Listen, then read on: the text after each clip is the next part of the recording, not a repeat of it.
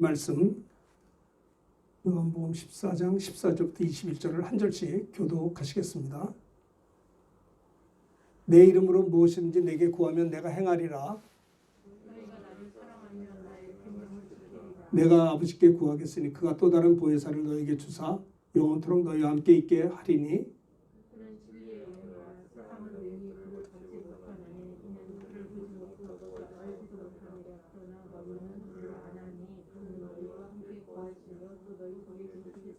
내가 너희를 고와 같이 버려두지 아니하고 너희에게로 오리라.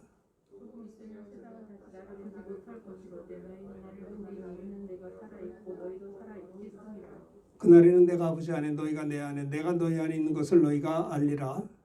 나의 계명을 지키는 자가 나를 사랑하는 자는 나를 사랑하는 자는 내 아버지께 사랑을 받을 것이요 나도 그를 사랑하여 그에게 나를 나타내리라. 아멘. 오늘 말씀의 제목을 한번 따라서 하시면 고맙겠습니다. 주님이 최후 제자들에게 하신 말씀. 우리 주님이 십자가를 앞에 놓으시고 이제 마지막으로 제자들에게 하신 말씀에 대해서 그런 제목으로 요한복음 14장 14절부터 21절을 중심으로 말씀을 전하려고 합니다. 우리 주님이 십자가를 앞에 놓으시고 마지막 제자들에게 하신 말씀이 무엇인가? 요한복음 14장 14절에 보면 내 이름으로 무엇이든지 내게 구하면 행하리라. 이렇게 주님이 말씀하셨습니다. 사실 주님께서 예루살렘에 입성하시고 체포를 당하시고 고난을 당하시고 십자가를 지셨죠. 예수님이 십자가를 지심에 대해서 제자들은 굉장히 마음이 불편했습니다. 무서웠고요. 두려웠습니다. 근심이 가득했습니다. 그래서 요한복음 14장 1절에 보면 너희가 하나님을 믿으니 너희는 마음에 근심하지 말라. 하나님을 믿으니 또 나를 믿으라고 했습니다. 그러니까 너무 요즘에 코로나 전국으로 인해서 많은 사람들이 걱정하잖아요. 근심하고 사업도 될 듯 될 듯 하다가 다시 또 어렵고 사람들이 다 얼어붙은 이런 형국에 있습니다. 오늘날에도 참 그래서 마음들이 불편하고 공부하는 학생들도 힘들 거예요. 공부하다가 어떤 때는 또 비대면으로 교수님들이 또 이렇게 영상으로 또 강의하고 그러니 얼굴을 마주보고 강의를 해야 되는데 대학생들이 얼마나 불편해요. 교수님들과 이렇게 맞대면해서 해야 되는데 그러지 못한단 말이에요. 학생은 학생대로 또 초등학교, 중고등학교 또 잘 나가다가 갑자기 또 일주일에 한 번, 두 번 오라고 하고 제 손자도 지금 2학년인데 1학년 때 거의 공부를 못했던 것 같아요. 작년에는 매번 그냥 영상으로 하고 이렇게 해서 갑자기 2학년이 됐어요. 공부도 안 하고 1학년도 별로 공부 안 하다가 지난 작년에 좀 그랬던 것 같습니다. 참 요즘에는 안부를 묻기가 참 민망하고 그렇죠. 서로들 어찌 지나시나 궁금하죠. 어떻게 지냅니까? 라고 하면 괜히 그 사람 마음을 아프게 하는 것 같아서 인사하기가 쉽지가 않아요. 이런 시절을 우리가 1년을 벌써 2019년 겨울부터 해서 2020년, 2021년 지금 4월이 아니에요? 1년 6개월 가까이 지금 계속되고 있는 것을 우리가 지나고 있습니다.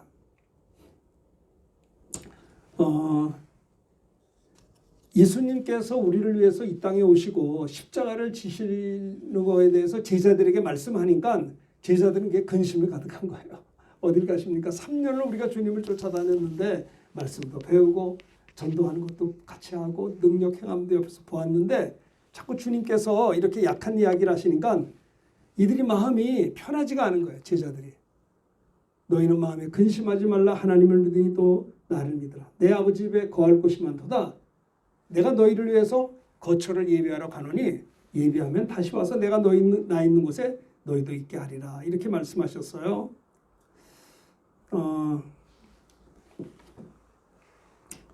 그런데 오늘 이 예수님께서 십자가를 앞에 놓으시고 마지막 최후 제자들에게 하신 말씀이 뭐냐면 첫째 14절에 보면 내 이름으로 무엇이든지 내게 구하면 행하리라. 걱정하지 말라는 거예요.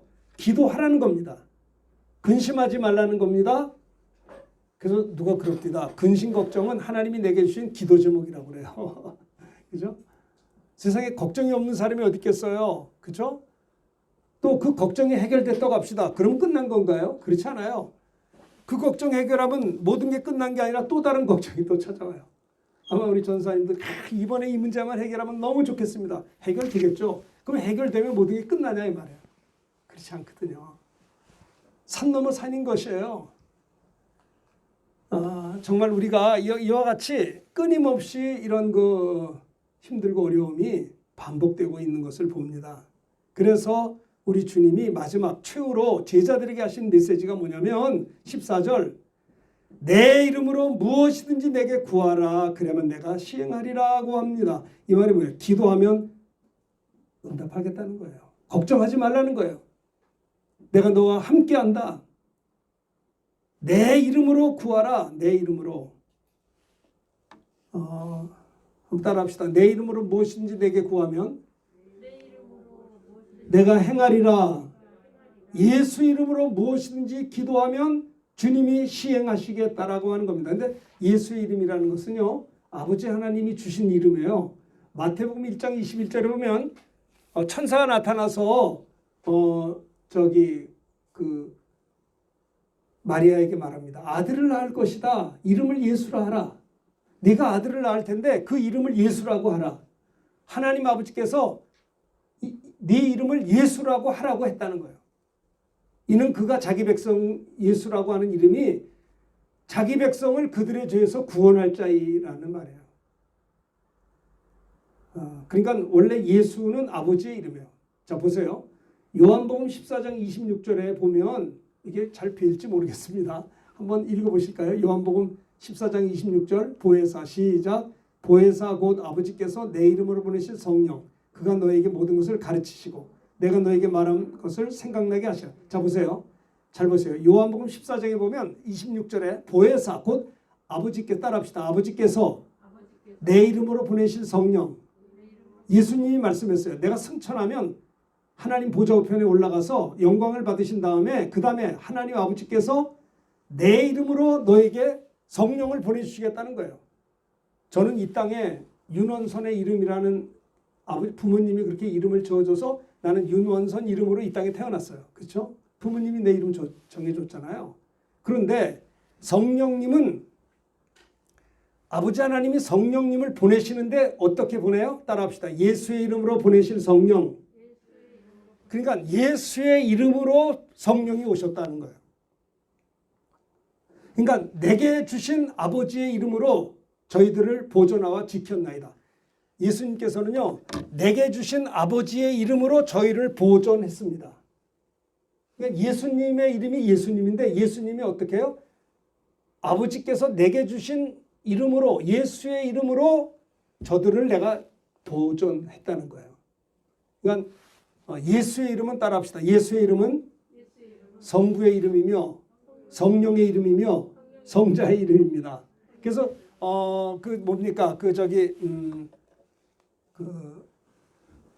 마태복음 20장 28절에 보면 19절에 보면 너희는 가서 모든 민족으로 제자를 삼아 성부와 성자와 성령의 이름으로 세례를 베풀고 그랬어요. 이 말과 세례를 베풀 때 성부와 성자와 성령의 이름으로 세례를 베푼다. 이 말도 되고요. 또 사도행전 2장에 보면 너희가 회개하고 예수의 이름으로 세례를 받으면 죄사함을 받는다. 그러니까 예수의 이름으로 세례를 받는 것이나 성부와 성자와 성령의 이름으로 세례를 받는 것이나 똑같다 이 말이에요. 네? 예수는 하나님의 이름이에요. 그러니까 하나님의 아버지 이름인데 아들을 낳으리니 그 이름을 예수라 하라. 그러니까 예수님도 내게 주신 아버지의 이름으로 그랬어요. 예수님은 예수님인데 예수라고는 이름은 내게 주신 아버지의 이름으로 내가 저희를 보존하와 지켰나이다. 이사야서에 보면 그래서 예수님을 가리켜서 메시아를 가리켜서 영존하시는 아버지라 그랬어요. 전능하신 하나님이라. 예수님을 아버지라고 그랬거든요. 영존하시는 아버지요. 평강의 왕이라. 그러니까는 원래 예수는 아버지의 이름인데 이름을 아들을 낳으니 그 이름을 예수라고 하라. 그래서 예수님도 내게 주신 아버지의 이름으로 우리 성도들을 내가 예수의 이름으로 저들을 보호했습니다. 또 성령님도 내 이름으로 예수의 이름으로 보내실 성령 그랬어요.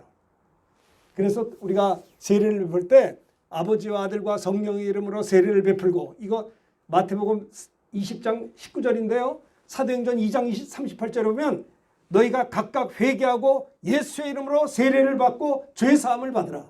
그러니까 예수의 이름으로 세례를 베풉니다라는 말과 아버지 아들과 성령의 이름으로 세례를 베풀 똑같은 얘기다 이 말이에요. 삼위가 일체가 되시는 거예요. 삼위일체 하나님을 우리가 다 완벽하게 말을 못해요. 그냥 지금은 희미하게 보나 우리가 주님 앞에 서서 그때에는 하나님께서 우리를 아신 것처럼 우리도 하나님을 아실 수 있는. 여러분 생각해보세요.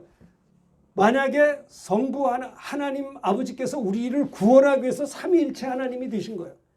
하나님 아버지께서 삼위일체로 나타나지 않으면 우린 구원이 없다는 거 아세요? 구원 못 받아요. 성부 하나님이 보세요. 내 아버지 품속에 계신 독생하신 하나님을 우리에게 주셨다는 거예요. 이게 성육신이에요. 하나님은 영이세요. 영이신 하나님이 이 땅에 오신 분이 예수님이세요. 말씀이신 하나님은 말씀이거든요. 말씀이 육신이 되어 오셨어요. 그러니까 성부 하나님 속에 성자 예수님을 이 땅에 보내주신 거예요. 이것이 하나님의 사랑이에요. 이것이 하나님의 구원이에요. 이것이 복음이에요. 성부 하나님 아버지 품속에 계신 독생하신 하나님이 오지 않았더라면 우린 구원이 없어요. 그분이 육체를 입고 왔기 때문에 피 흘릴 수가 있고요. 피가 우리 죄를 씻어주셨다라고 하는 거예요. 우리는 태어날 때 아담의 자손으로 태어나요. 죄인으로 태어나요. 죄인으로 태어난다는 말은 사망을 가지고 태어났다는 말이에요. 이 세상의 모든 사람은 죽지 않는 사람이 하나도 없어요. 저희 어머니도 6년 전인가 91세로 돌아가셨어요. 나는 우리 어머니도 오래 사실 줄 알아요. 굉장히 건강하셨거든요. 식사를 하셔도 얼마나 식사를 90세가 되셔도 식사 잘하시고 고기도 많이 잡수시고, 그러고 난 다음에 체할까 봐 냉면은 어머니 반만 잡수니까 아주 낙심하시더라고요. 그걸 왜 약간 다 내놓으라는 거예요. 큰 냉면도 다 잡수어서. 나는 어머니 소 안 될까 봐 걱정이 돼서 고기를 얼마나 잡수시는지 그 한우를 잡수더니 원 풀었다는 거예요. 이게 진짜 고기라는 거예요. 한우가. 그렇습니까? 나는 잘 구별을 못하겠는데, 그랬더니 우리 아들이 하는 말이 할머니 모시고 한 번 더 가죠. 한우 원도 한 번 더 풀어드리죠. 아유, 고기를 얼마나 잘 잡수시는지 몰라요. 그러더니 이제 갈비면 어쩌다 간 거예요. 어쩌다 한번 어머니 모시고 한번 갔는데 한번 이렇게 식사를 하고 난 다음에 냉면을 했는데 나는 저 다 먹으면 취할 것 같아서 반씩 나눠 먹읍시다 하는데 그 어머니가 낙심을 해요. 그걸 내가 다 먹어야지 너를 왜 반 주냐는 거죠. 그 소리 듣고 건강하신 걸 봐요. 근데 난 오래오래 사시셨는데 91세로 그냥 가버렸어요. 그 주무시다 갔어요. 주무시다가. 네? 제 집 사람이 어머니 댁에 가서 어머니 저녁 해드릴게요. 그래. 그러니까 이제 방에서 들어가 주무신 거예요. 그때 제가 아마 졸업식을 갔다 왔을 거예요. 그때 졸업식 있어가지고 어머니 주무시려고 졸업식 갔다가 돌아왔는데 아직까지 주무시니까 제 집 사람이 저보고 여보 어머니 깨우라고 저녁 잡숴야 된다고. 그래서 내가 아이고 아직도 주무시나 일어나세요. 그런데 이게 안 일어났지. 주무시다 간 거예요. 아이고 참 건강하신 분이신데 가시더라고요. 사람이 왜 죽습니까? 우리가 태어날 때 아담의 자손으로 태어났다는 것은 죄의 씨를 가지고 태어났다는 거예요. 죄를 가지고 태어났기 때문에 그 무슨 말이냐? 죽음을 가지고 태어난 거예요. 모든 사람은 죽음이라고 하는 게 있어요. 근데 병 들면 더 빨리 죽어요. 모든 병은 죽음의 그림자가 있는 거예요. 그래서 무병장수하는 겁니다. 그래서 우리 육체는 인생이 70여 강건하고 80인데 요즘 90세, 100세도 삽니다만은, 그러니까 이 육신은 잠시 잠깐이라고 하는 거예요. 이 육체는 내가 아니라 내 옷이에요. 옷. 내가 이 양복이 있는데 이거 산지 한 5년 됐나 10년, 5년, 7년 됐을 거야 아마 이 양복을. 이거 매번 이거 설교할 때마다 입고 나옵니다. 그리고 이거는 한 5년, 10년 지나면 이건 어떻게 해요? 낡아서 못 입어요. 목사님들은 양복을 무슨 교복 입도 입어요. 무조건 양복이 이게 정장이어서 누구를 만나든지 양복을 입게 돼 있어요. 뭐 어떻게 하겠어요? 그 하나의 관습이니까. 이 양복도 10년 있으면 낡아서 딴 사람보다 더 많이 입기 때문에 더 빨리 낡아져서 버려요. 마찬가지입니다. 이 육체라고 하는 것은 내가 아니고 내 옷이에요. 이거는 10년보다는 90년, 100년 있으면 이거 흙으로 갈 거예요. 이 옷이 내가 아닌 것처럼 이 육체가 내가 아니에요. 내 옷이에요. 진정한 나는 내 영혼이 나인 것입니다. 사람이 떡으로만 사는 것이 아니라 하나님의 입으로 나온 모든 말씀으로 산다는 것은 나의 진정한 본질은 영혼이기 때문에 그래요. 하나님이 사람을 흙으로 만들었어요. 그 코에 하나님의 생기를 불어넣음으로 말미암아 사람이 생명이 되었다라고 창세기 2장 7절에 말씀했거든요. 그러니까 하나님이 사람을 흙으로 지으시고 그 코에 생기를 불어넣음으로 사람이 생명이 된지라. 그 영은 영적인 존재예요. 그 영이 있기 때문에 영이신 하나님과 교감이 되는 거예요. 이 세상의 모든 삼라만상의 모든 피조물들은 영이 없어요. 영은. 짐승들과 동물들은 우리보다 사이즈가 크고 힘이 더 세도 그들에게는 영을 준 적이 없어요. 그냥 육이기 때문에 흙이기 때문에 흙으로 가는 거예요. 그러나 우리는 죽으면 육체는 흙으로 가지만 내 영혼은 하나님께로 가든지 예수 믿어서 죄 사함 받아야 하나님 나라 가든지 불행하게도 예수를 믿지 못하면 아담의 죄가 그대로 갖고 있기 때문에 그 죄 때문에 멸망당하고 지옥 간다라고 하는 거예요. 그래서 예수님이 이 땅에 오셔서 우리들의 죄 문제를 해결하기 위하여 피 흘려주기 위하여 하나님께서 육신을 입고 이 땅에 오셨다라고 하는 것입니다. 하나님이 세상을 이처럼 사랑하사 독생자를 주셨으니 하나님이 여러분들을 사랑하시는 것을 믿으시기를 축원합니다. 사랑하면 주는 거예요. 뺏는 게 아닙니다. 주는 겁니다. 하나님이 우리 같은 것들을 사랑해 주셔서 하나님의 아들 예수님을 이 땅에 보내주셨어요. 예수님은 이 땅에 오셔서 우리를 위하여 살을 찢기시고 피 흘려 주셨어요. 십자가에서 못 박혀 피 흘려 우리들의 죄를 짊어지고 그렇게 피 흘려 죽으신 것입니다. 우리가 태어나기 2000년 전입니다. 골고다 십자가에서 있었던 일입니다. 그런데 예수님이 이 땅에 오셔서 동정녀 마리아의 몸을 빌어 탄생하시고 성령으로 잉태하 탄생했기 때문에 예수님 한 분만이 아담의 혈통이 아니잖아요. 죄가 없는 분이세요. 그래서 하나님 아버지 품속에 계신 독생하신 하나님이 이 땅에 오셨다는 거예요. 그래서 성부 하나님 속에 있는 성자 예수님이 오셨어요. 이것이 성탄절이죠. 예수님이 육체를 입고 오셔서 십자가에 피 흘려 죽으시고 부활하고 하늘로 승천하시고 그 다음에 성령으로 예수께서 부활의 주님이 성령으로 오신 분이 성령 하나님이에요. 여러분 2000년 전에 우리가 태어나기 2000년 전에 하나님의 아들 예수님이 십자가 골고다에서 못 박혀 피 흘려 죽었어요. 2000년 전 얘기예요. 근데 2000년 전에 흘리신 그 피와 나와 무슨 상관이에요? 예수님이 골고다 십자가에서 못 박혀 6시간 동안 피 흘려 피를 쏟았어요. 아마 2000년이 지나면 그 피가 다 말라버렸을 거예요. 그런데 그 피의 은혜가 어떻게 되느냐? 그가 죽으시고 부활하고 하늘로 승천한 다음에 성령으로 부활의 주님이 우리에게 임하시는 거예요.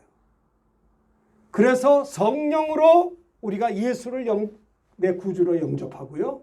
그 보혈의 은혜가 성령님으로 2000년 전에 흘리신 주의 피의 은혜가 내게 운반되어진다는 거예요. 할렐루야. 아시겠어요? 만약에 성령이 임하지 않았더라면 우리가 예수 믿으려면 비행기를 타고 예루살렘으로 가야 돼요. 거기 가야 돼요. 그런데 그럴 필요가 없어요. 이제는 성령으로 믿는 자들에게 부활의 주님이 그에게 임하는 거예요. 그래서 영접하는 자, 하나님의 아들 예수를 영접하는 자, 곧 그 이름을 믿는 자들에게는 하나님의 자녀가 되는 권세를 주셨다라고 하는 거예요. 예수님이 우리를 구원하기 위해서 십자가를 지시기 위하여 마지막 최후로 제자들에게 하신 말씀이 뭐냐? 제자들은 이해를 못하는 거예요. 능력 있는 그 주님이 왜 이렇게 자꾸 죽는 얘기만 하는가? 그래서 근심하고 걱정했을 때 너희는 마음에 근심하지 말라. 너희들이 하나님을 믿지. 그런 것처럼 나를 좀 믿어라. 성부 하나님을 믿는 것처럼 성자 하나님을 믿으라. 내 아버지 집에 거할 곳이 많도다. 내가 너희를 위하여 처소를 예비하러 가노니 내가 하늘로 승천하는 것은 죽으시고 부활하시고 승천하시는 것은 하나님 나라에 너희들이 있을 거처를 예비하러 가노니 내가 가서 너희들이 있을 처소를 예비하면 다시 와서 나 있는 곳에 너희도 있게 하리라 라고 이야기를 했는데도 이들은 이해를 못해요. 마음에 근심이 많아요. 주님이 말씀해 내가 너희를 고아와 같이 버려두지 아니하고 조금 있으면 너희가 나를 보지 못할 터이로되 조금 있으면 너희가 나를 보리니 이는 내가 살았고 너희도 살겠음이라고 했어요. 자, 우리 주님이 근심이 가득한 제자들을 향해서 따라합시다. 내 이름으로 구하면 내가 행하리라. 기도하면 응답 주신다라고 하는 겁니다. 자, 사도행전 4장 28절 31절 한 절씩 이게 뭐냐면요. 성령 충만 받은 사도들이 제자들이 복음을 전했을 때 많은 박해와 핍박이 있었거든요. 그래서 28절부터 천천히 읽겠습니다. 28절 제가 보겠습니다. 하나님의 권능과 뜻대로 이루려고 예정하신 그것을 행하려고 이 성에 모였나이다.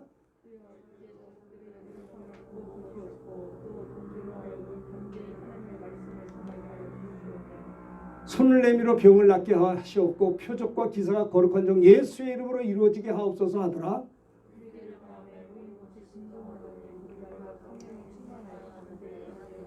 예, 그 복음 전하다가 핍박을 받아서 낙심좌절했던 제자들과 성도들이 다시 함께 모여서 뭐 했냐? 기도했어요. 무슨 기도했어요? 하나님의 권능과 하나님의 뜻대로 이루려고 예정하신 것을 행하려고 이 성에 모였습니다. 주여 이제도 저들의 위협함을 굽어보시옵고 또 종들로 하여금 담대히 하나님 말씀을 전하게 하여 주시오며 손을 내밀어 병을 낫게 하시오며 표적과 기사가 따라합시다. 거룩한 종 예수의 이름으로 이루어지게 하옵소서. 표적과 기사가 예수의 이름으로 이루어지게 하옵소서라고 기도할 때 31절에 보면 빌기를 다음에 모인 곳이 진동하더니 무리가 다 성령이 충만하여 담대히 하나님 말씀을 전했다라고 하는 것입니다.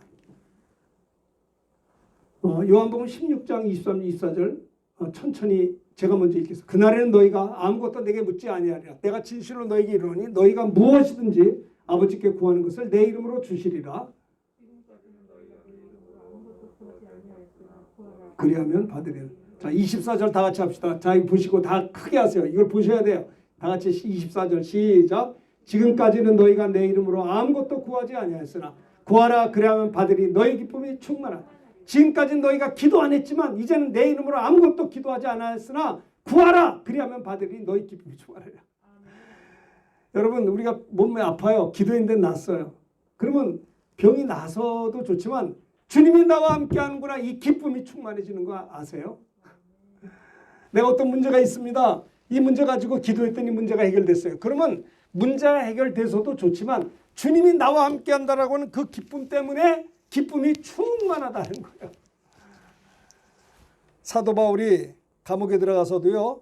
그가 참 고통을 당했지만 주 안에서 항상 기뻐할 수 있었던 것은 옥중에서도 함께 하시는 주님 때문에 그는 기쁨이 있었다라고 하는 거예요. 주님이 십자가를 앞에 놓으시고 최후로 제자들에게 하신 말씀은요. 기도하면 응답 주겠다 이 말입니다. 그걸 이야기하고 있어요.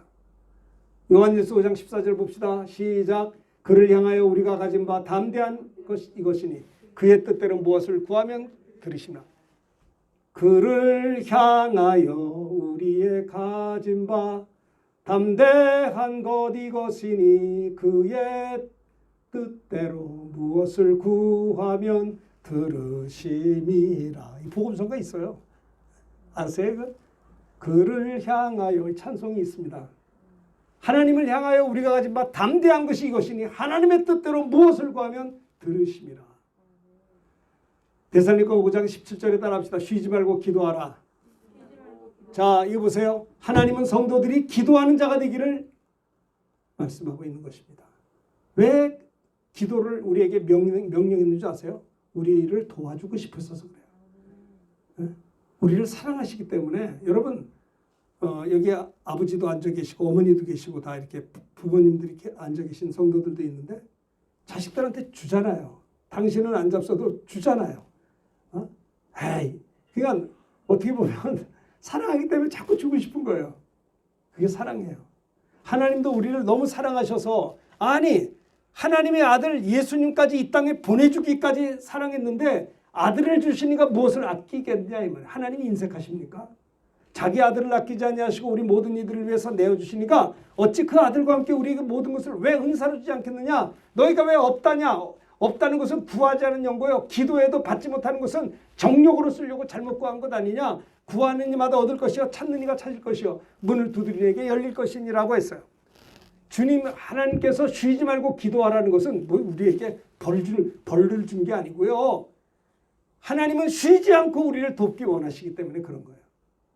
모든 시간 기도하는 우리 모두가 되기를 주의 이름으로 축원합니다. 주님이 마지막 십자가를 앞에 놓으시고 제자들에게 뜨겁게 하신 말씀, 근심 걱정이 가득한 저들에게 하는 말씀이 내 이름으로 구하면 내가 시행하리라. 기도하면 응답을 주겠다라고 하는 것이죠. 모세가 기도할 때 바다를 홍해를 육지와 같이 건넜어요. 여호수아가 기도할 때 태양이 멈췄어요. 다니엘이 기도할 때 사자의 입을 막을 수가 있었어요. 사도 바울이 옥중에서 기도할 때 지진이 나고 옥문이 열리고 메인 것이 풀어졌어요. 여러분, 성령 충만한 사도 베드로가 제9시 기도 시간에 성전에 들어가 기도하려고 할 때 성전 미문에 불쌍한 장애인이 거지가 뭔가 얻으려고 자기를 쳐다볼 때 내게 은과 금은 없지만 내게 있는 것으로 내게 주노니 예수의 이름으로 일어나 걸으라 할 때 발과 발목의 힘으로 걸었어요. 놀라운 역사가 일어났어요.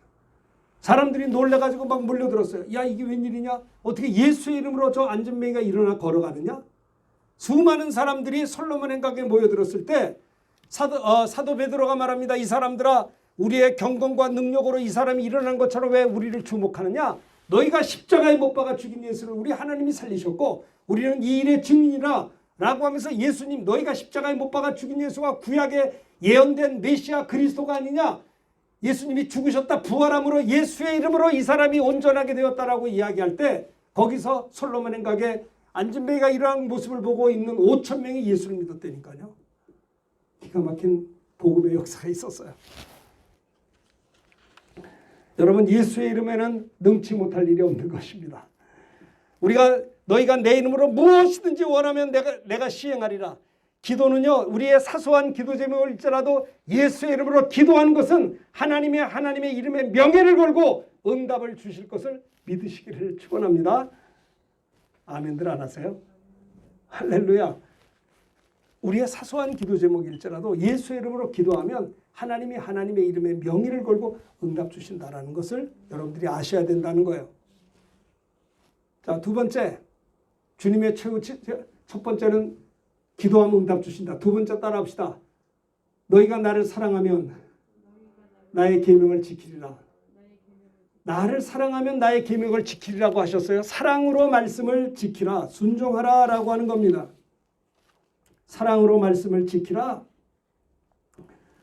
요한복음 14장 21절 다 같이 한번 읽읍시다.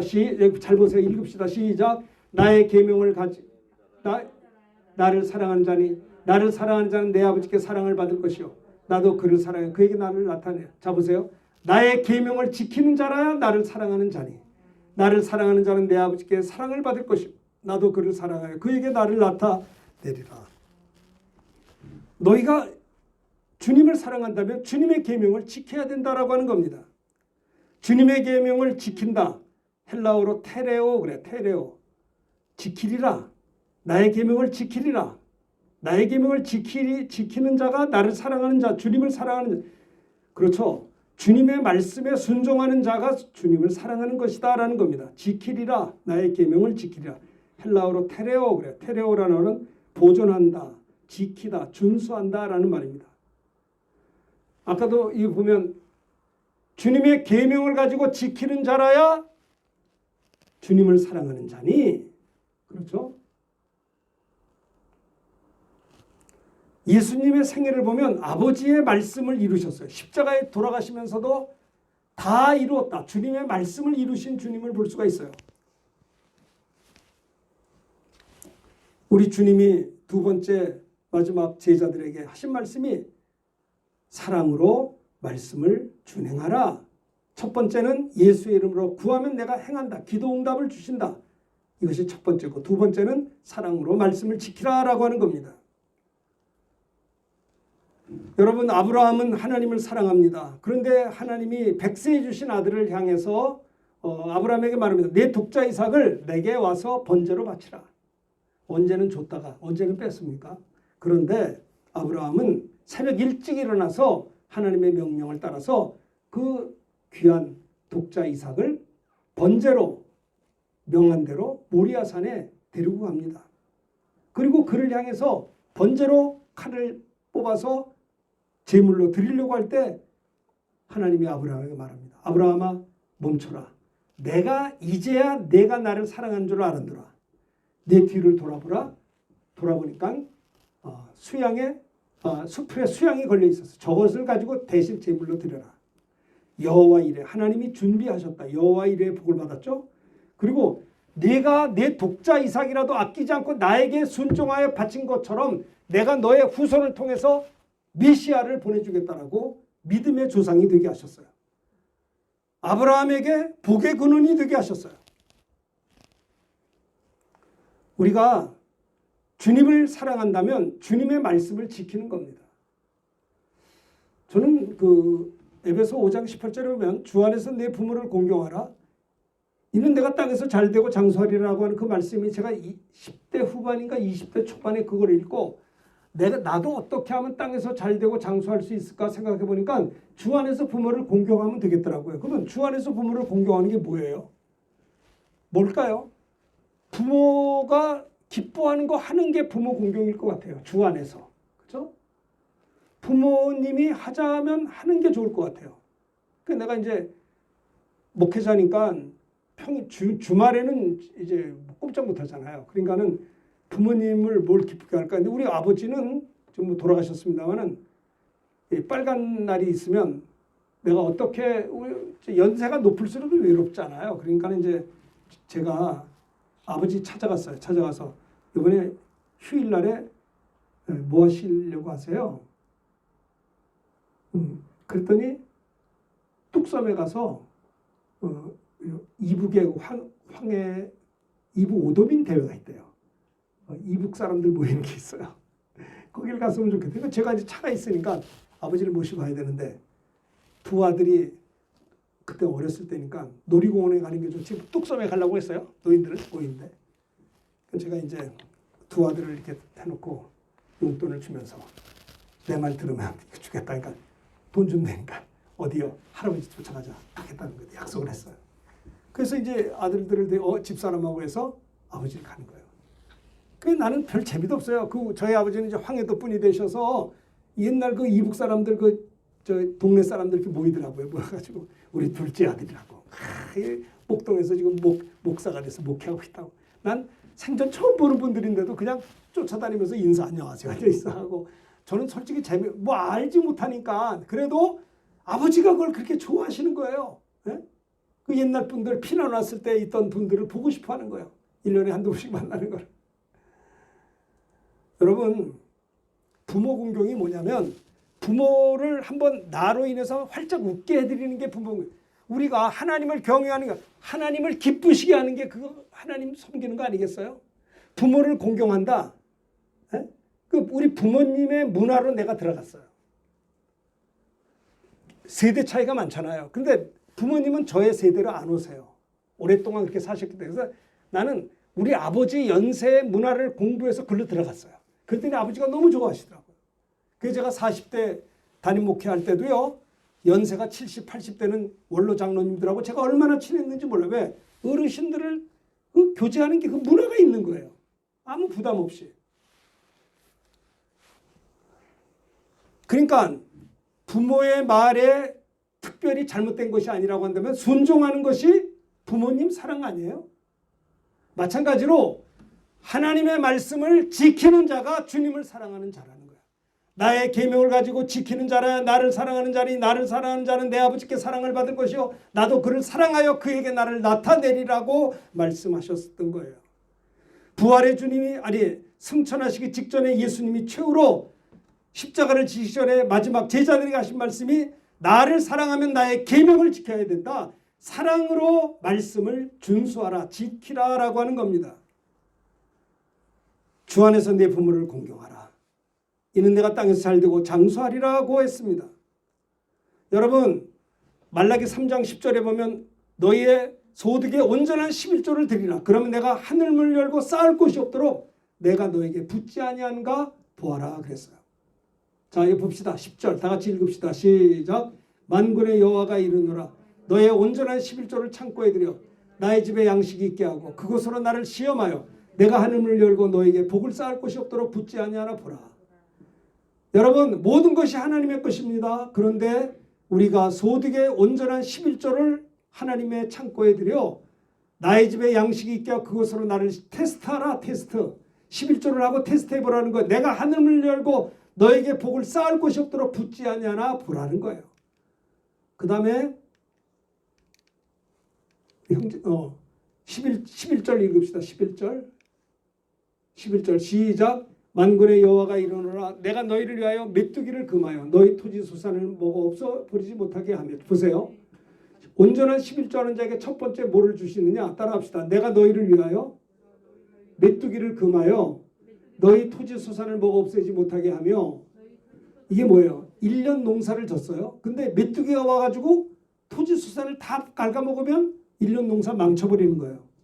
그런데 온전한 11조 하는 자에게 어떤 축복을 주느냐. 내가 너희를 위하여 메뚜기를 금해서 너희들이 1년 지었던 토지 소산을 먹어 없애지 못하게 막아주신다는 거예요. 1년 동안 열심히 했는데 다 새 나가버리면 아무 의미가 없잖아요. 막아주신다는 거예요. 두 번째 따라합시다. 너희 밭에 포도나무 열매가 기한 전에 떨어지지 않게 하리니. 너희 밭에 포도나무 열매가 기한 전에 떨어지지 않고 있어야 그 좋은 열매에 맺어서 잘 팔 수 있잖아요. 우리가 과수 농가를 하는데 포도나무를 해서 열매를 맺는데 끝까지 잘 연그릴 때까지 기한 전에 떨어지면 큰일 나요. 떨어지지 않게 하나님이 붙잡아 주신다는 거예요. 그러니까 많은 사람들이 사업을 했다가도 될 듯 하다 마지막에 떨어져 버려요. 이거를 막아주신다는 거예요. 12절 다 같이 합시다. 너희 땅이 아름다워짐으로 모든 이방인들이 너희를 복되게 하리라. 너희가 예수를 믿음으로 내가 복을 받았구나. 이방인들이 너희를 복되다 하리라. 너희가 하는 기업이 아름답다라고 하는 거예요. 이것이 온전한 11조 하는 자의 말씀인 것입니다. 그런데 이것을 주님은 바리새인들에게 이랬어요. 의와 인과 신을 버리지 말라. 11조를 하되 형식적으로 하지 말고 주님을 사랑함으로 따라합시다. 주님을 사랑함으로, 주님께 순종함으로, 그 다음에 주님을 믿는 믿음으로. 이 의와 인과 신을 버리지 말라는 거예요. 이것이 하나님의 은혜인 것입니다. 나는 이런 생각해요. 나는 목사지만 내가 만약에 평신도 비즈니스맨이라고 하면 내가 뭐 할까? 내가 열심히 보세요. 내가 만약에 목사님이 아니고 일반 성도요. 사업하는 사업가라고 합시다. 그러면 내가 돈을 벌 거 아니에요. 그럼 내가 돈 버는 목적이 뭘까요? 전사님, 내가 왜 돈 버는 줄 아세요? 왜 돈을 벌어야 될까요? 솔직히 얘기해 보자고요. 자매님들. 내가 사업가예요. 근데 열심히 자매님도 돈 벌 거 아니에요. 돈 벌어서 뭐 하려고 그래요? 목적이 있어야 될 거 아니에요. 그냥 버는 건 아니잖아요. 나는요. 내가 정직한 마음이 뭔지 아세요? 내가 돈 벌어서 교회에다가 11조 드리고 싶어요. 그러니까 그러더라. 좀 1,000만 원 벌면 한 300만 원 세금 내서 너무 속상하대요. 사업하기 힘들대. 너무 세금이 많대. 그러면 2,000만 원 벌으면 될 거 아니에요? 그럼 600만 원 뺏기겠네. 1,400이면 1,000번 더 낫잖아요. 하나님이 영권과 물권 주면 내가 만약에 비즈니스맨이라면 열심히 돈 버는 목적이 뭐냐? 11조 띄는 거예요. 정말 그래 교회에 드려야 되는 거예요. 왜? 그래야 교회가 하나님 일을 할 수 있는 거예요. 그래 나도 하나님 일에 동참할 수 있는 거예요. 안 그렇습니까? 근데 많은 사람들이 그렇습니까? 교회 집사님, 장로님이라 하더라도 돈 버는 목적이 내가 차가 있는데 외제차 더 좋은 거 탔으면 좋겠어? 지금 30평인데 50평이 더 좋은 것 같아? 자기 욕심밖에 없어요. 너희는 먼저 그의 나라와 그 일을 구하라고 했는데 아니잖아요. 정직해 보자고요. 정직해. 그래서 신앙이 없이 부자가 되면 괴물이 될 수 있어요.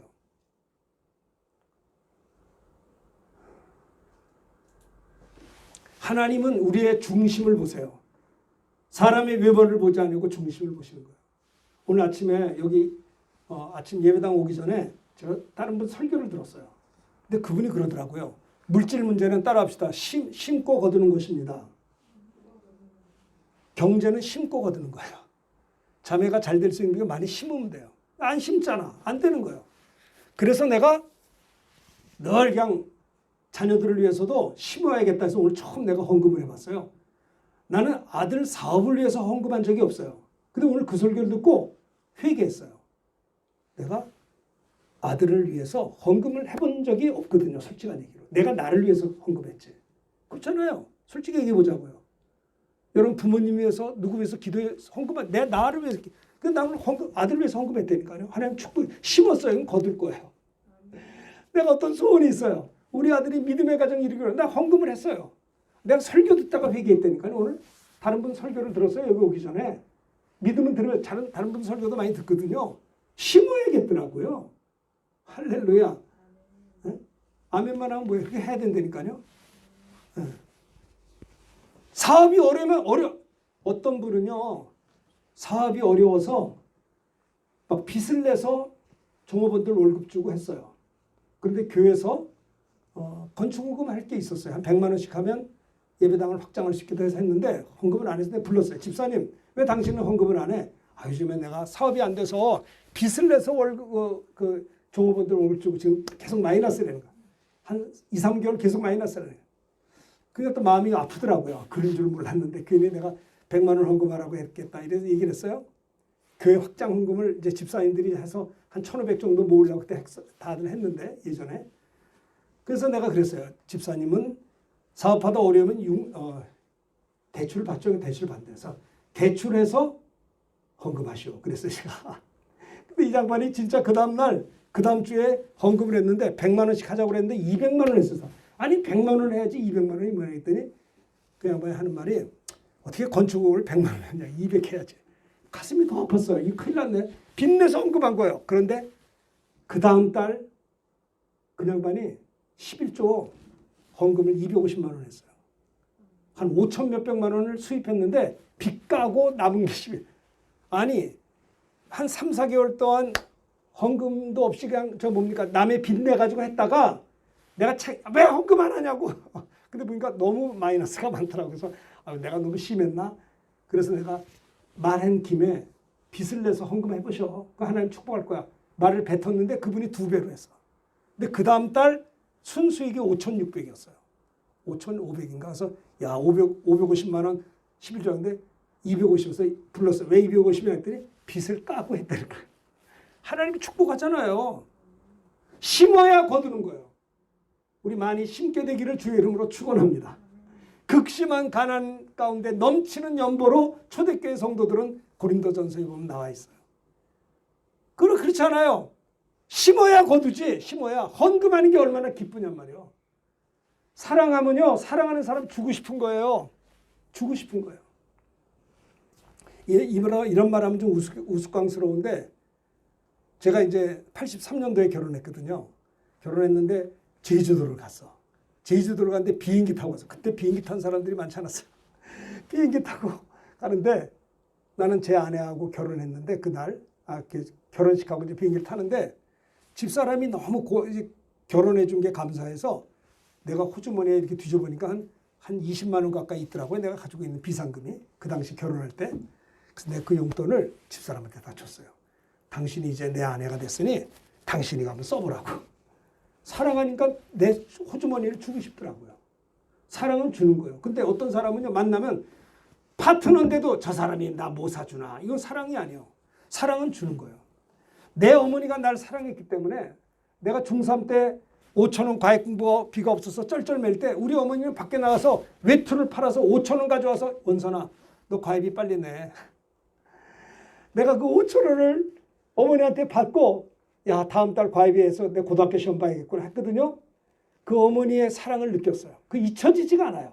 저한테 5천 원 주신 그 어머니 내가 말을 하지 않았지만 엄마 내가 고등학교뿐만 아니라 엄마가 좋아하는 대학 내가 꼭 들어갈게. 그래서 들어갔잖아요. 삼수해가지고. 재수 삼수해서 대학 총신대 들어갔단 말이에요. 물론 일반 대학도 들어갔지만 나 어머니 사랑받았어요. 내가 손벌길 때마다 어머니는 날마다 돈을 주셨어요. 사랑은 주는 것입니다. 빼앗는 것이 아니에요. 여러분 예수 믿으면 시간 뺏기고 돈 뺏기는 게 아니라 예수 믿으면 내 죄 사함 받고 병 고침 받고 구원 받고 하나님의 자녀가 되고 내 못된 성품이 없어지고요. 축복을 받고 하나님 나라를 받을 수 있어요. 하나님 자녀된 권세가 있는 거예요. 11조를 하되 주님을 사랑함으로 주님을 믿는 믿음으로 주님께 순종하는 마음으로 여러분 사업할 때 이런 생각 안 해봤어요? 어떻게 하면 주님 앞에 더 드릴 수 있을까?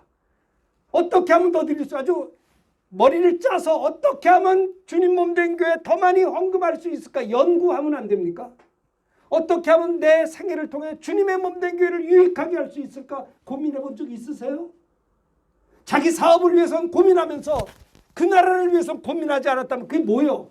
심고 거두는 거라니까요. 난 오늘 아침에 어떤 목사님 설교를 듣고 은혜를 받았어요. 아들을 위해서 걱정하죠. 아들 사업을 해서 내가 헌금하겠다. 하나님이 채워주시리라. 할렐루야. 심은 대로 거둬요. 심은 대로. 그러니까 하나님은 있는 자에게도 풍성하게 주지만 없는 자는 있는 것도 빼앗는 하나님이시라는 거 아세요? 그래서 하나님께서 우리에게 영권을 주시고 물권을 주시고 인권을 주시기를 주의 이름으로 축원합니다.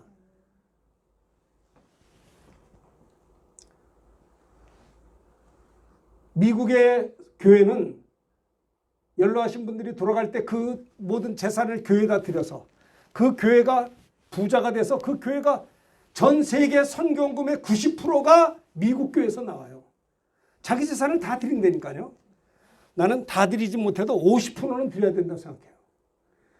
우리가 이 땅에 살면서 주님이 주신 물질 내가 마음껏 쓰고 내 아내가 마음껏 쓰고 죽는 순간에 반은 교회에다 바치고 반은 자식들 주면 100%는 못해도 반은 해야 될 것 같은 느낌이 들어요.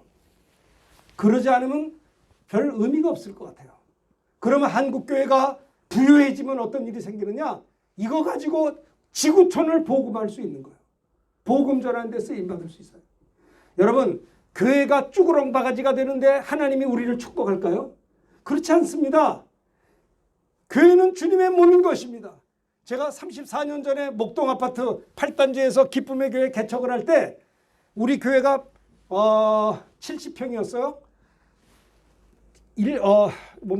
아스타일이 한 평에 7,000원짜리였어요. 그때 생각이 나요. 그런데 내가 목동 아파트 이제 대신방하면서 집집마다 아파트를 다녀보니까 그 골드룸을 깔았어요. 골드룸은 평당 3만 원, 아스타일은 7,000원이요.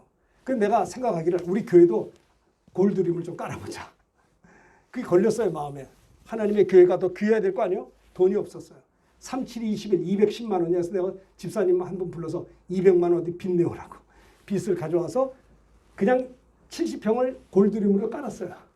그리고 하나님께 기도했더니 그 달 하나님이 물질을 주셔서 다 갚았어요. 저는 그런 생각해요. 먼저 그의 나라와 하나님의 교회를 위해서 내가 어떻게 하면 기여할 수 있을까? 이거 주님을 사랑한다면서 주님의 몸된 교회에 대해 향한 뜨거운 열정이 없잖아요. 어떻게 하면 이 세상에 돌아다닐까? 어떻게 하면 물질 가지고 내 세상을 즐길까? 하나님과는 상관이 없잖아요. 네? 여러분, 나의 계명을 가지고 지키는 자라야 나를 사랑하는 자니 나를 사랑하는 자는 내 아버지께 사랑을 받을 것이요 나도 그를 사랑하여 그에게 나를 나타내리라고 요한복음 14장 21절은 말했던 것입니다.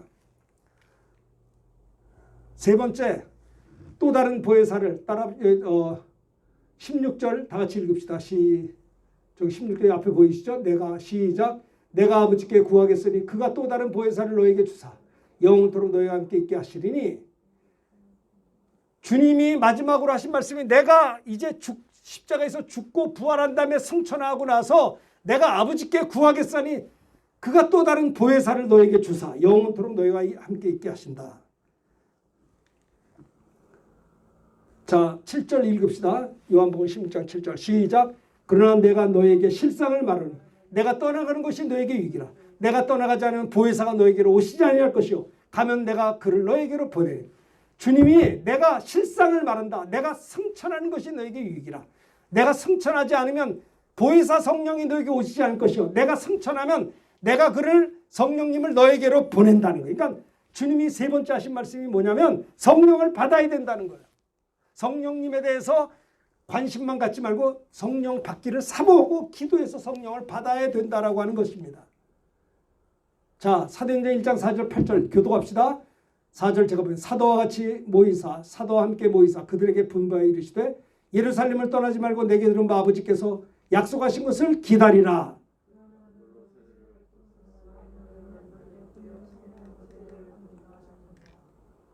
그들이 모였을 때 예수께 여쭈어 이르되 주께서 이스라엘 나라를 회복하심이 이때니까 하니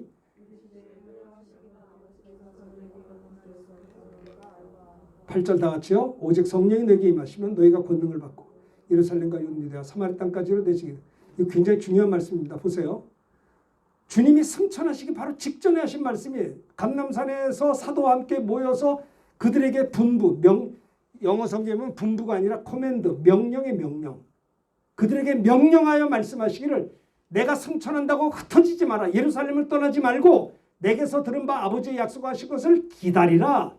요한은 물로 세례를 베풀었으나 너희는 몇 날이 못되어 따라합시다. 성령으로 세례를 받으리라. 주님이 승천하시면서 기다려라. 흩어지지 말고 아버지께서 약속하신 것을 기다리면 너희는 몇 날이 못되어 따라합시다. 성령으로 세례를 받으리라. 예, 성령. 그러니까 이들이 질문합니다. 주께서 이스라엘을 회복한 겁니까? 7절. 때와 시기는 아버지께서 자기 원해 주신 너희 알 바 아니요. 이스라엘 나라를 회복, 그건 알 바가 아니다 이 말이에요. 그것이 아니고 8절입니다. 따라합시다. 오직 성령이 너에게 임하시면 너희가 권능을 받고 성령이 임하면 왜 우리가 무능하게 신앙생활 하냐면 권능이 없냐. 성령을 못 받아서 그래요. 예수 믿고 성령이 임하면 그 다음에 권능을 받게 돼요. 그러니까 권능을 받아서 능력을 행해서 복음을 전한다 이 말이에요. 많은 영혼들이 죽게 돌아와요. 선원적 기도할 때 병든 자가 낫고요. 귀신이 떠나가고 성령을 받으면 권능 있는 그리스도인이 되는 거예요. 악한 영들을 쫓아낼 수가 있는 거예요. 가난의 영을 쫓을 수가 있는 거예요. 저주를 물리칠 수가 있는 거예요. 질병을 쫓을 수가 있는 거예요. 권능을 받아요. 죄의 유혹을 물리칠 수 있는 권능. 성령이 임하면 권능을 받아 땅끝까지 예수의 증인이 된다라고 하는 것입니다. 시간이 많이 가서 이제 많이 못하겠습니다. 볼지어다 내가 세상 끝나면 너희 항상 함께 있으리라. 성령 받은 제자들이 두루나가 복음을 전파해 주께서 함께 역사 그 따른 표적으로 말씀을 확실히 증언했다는 내용이죠. 자, 이 말씀 잘 기억하면서 주님이 최후 제자들에게 하신 말씀이 첫째는 내 이름으로 구하면 내가 행하리라. 걱정하지 마라. 근심하지 마라. 기도하면 응답이 있다. 두 번째는 나의 계명을 가지고 지키는 자라야 나를 사랑하는 자라. 사랑을 가지고 주의 말씀을 지켜야 된다. 이것입니다. 세 번째는 뭐예요? 성령으로 주님이 함께 하시니 내가 승천한 다음에 보혜사 성령을 주면 영원토록 너희와 함께 있을 것이다. 따라합시다. 주 예수를 믿어 하나님의 자녀가 된 우리들에게 지금 이 시간 성령을 부어주십시오. 이렇게 기도할 때 임하게 될 줄로 믿습니다. 오늘 이 말씀을 잘 기억하면서 우리 찬송가 91장 함께 찬양하도록 하겠습니다.